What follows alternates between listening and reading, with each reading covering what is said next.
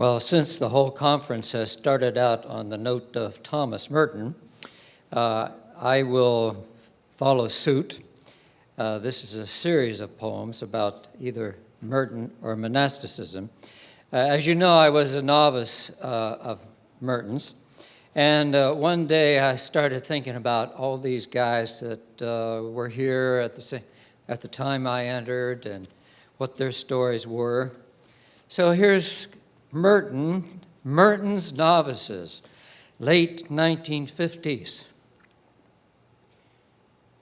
Young men came looking for don't know what. Left the place looking for don't know what. Of these, I have no regrets.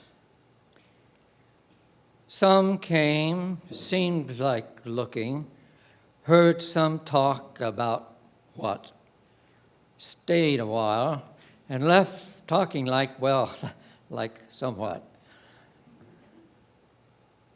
Serious young men came looking, took up talk about don't know what, stayed long and left talking about everything whatnot. Some came completely clear and sure about what. Those I sent away. Silent young men, a few came looking for don't know what, stayed, and kept on looking, stayed, and never got to what. Wore out, died, had never stopped looking for what. For these, I have no regrets. All these I loved, but seems the part I loved the best was don't know what.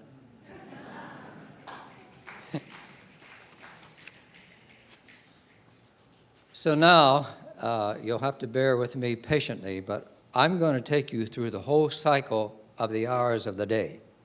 That is, all 7 offices, all prayer services, starting with lauds, which is in this case a little bit before dawn, before the night ends.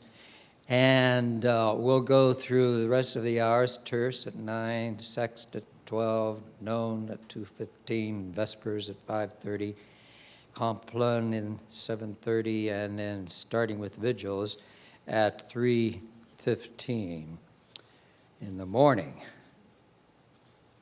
So just wait and see. I won't be able to find the page. Called bells of the hours.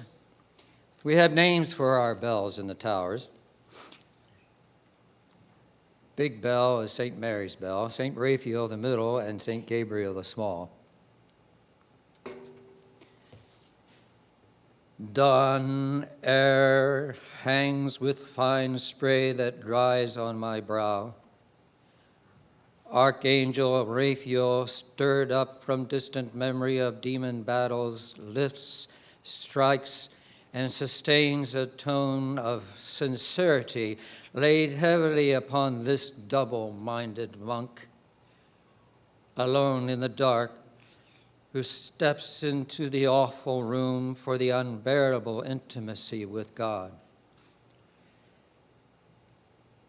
Choir stalls soon fill, brighten, and psalmody begins to flow. I push off onto its current, tossing up distress, shortness of life, shine on our children. That troubled expanse finally crossed. I looked back. None of that was about me alone. Tierce bell, its mother touch, strikes a tone that softly soaks into grass and furs. Urged on, I enter on the foot-worried floor, crossed by minds bent on toils already crowding the day. Many pebbles make the floor by pebbles made. I abide a stranger, my eyes to the mountains, standing within your gates. Dove ponders refrain, gone there, how I am here.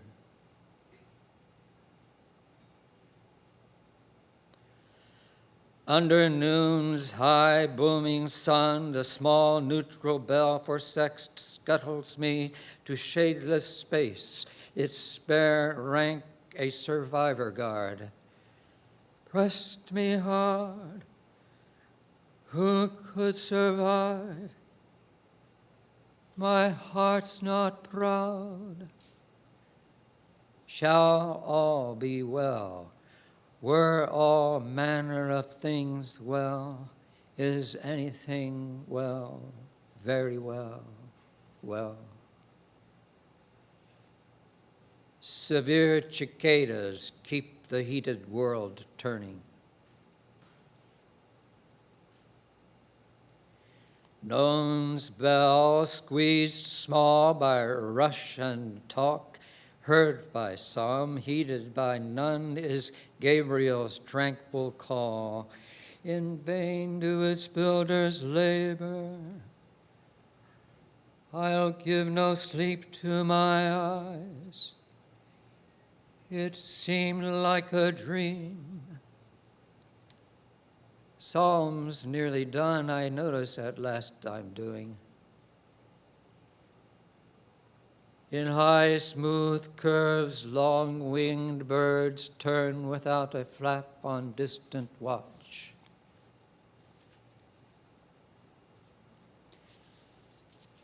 Vesper's bell dimly probes its thinned finger down between sinks and showers, towels and socks.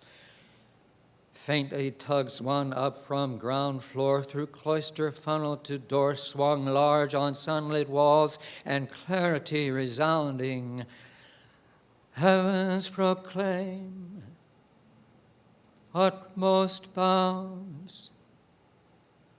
Walk all round it.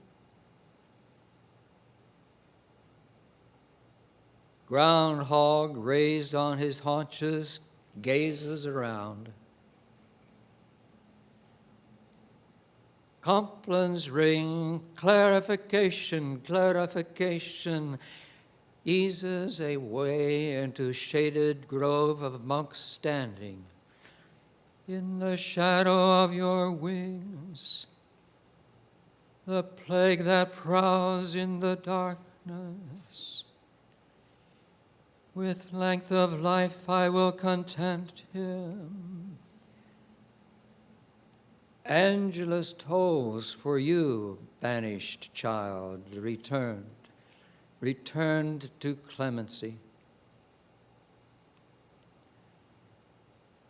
Big St. Mary bells rings, all wrested from its belly, rocks to a halt, done.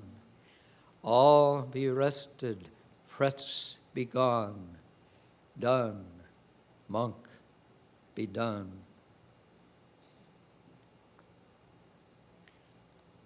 3:00 a.m.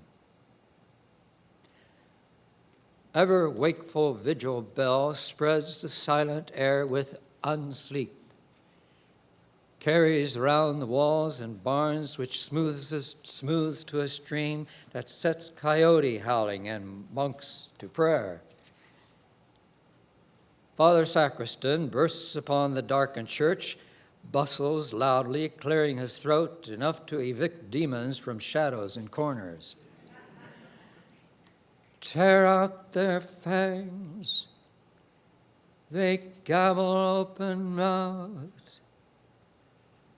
Our daughters graceful as columns, awake, wide awake once more, all these histories, God's own dreams and nightmares sung.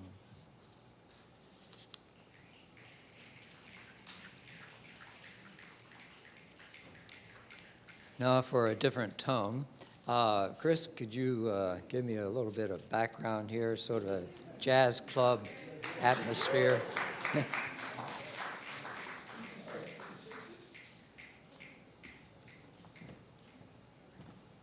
This is called Hermit's Yard, and Merton stayed in a hermitage, so I thought I just kind of imaged him sitting on the front porch. Sleek grackles slink past black, one stretched neck, oil slicked blue. Checked out this dude.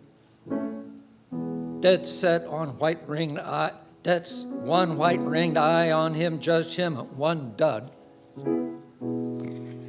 Two wooden to slide, tip to tail, one slippery wave, a sheer rhythm, high stepping in grass, made smooth as wax on jazz club floor.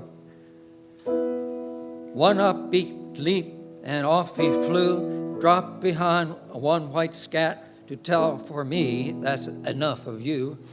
And for you, oh hell, that's enough of that.